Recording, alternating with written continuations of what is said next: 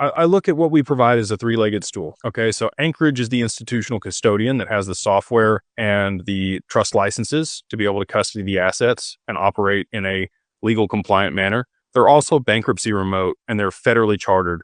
So state chartered bank, they can be also bankruptcy remote and have segregated instance for their custody solution. But if the creditors in a bankruptcy were to pull them to the federal level, their clients would become unsecured creditors.